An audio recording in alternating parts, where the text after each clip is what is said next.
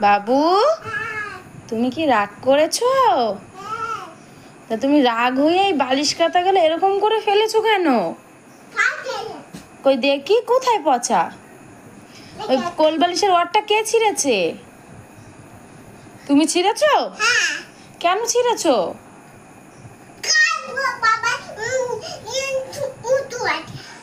কি বলছো?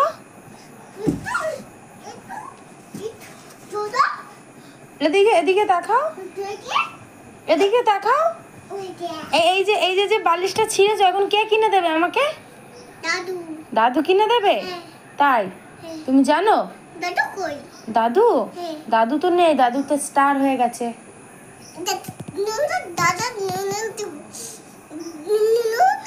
বুনু? বুনু বাড়ি। মাসিও তো বাড়ি।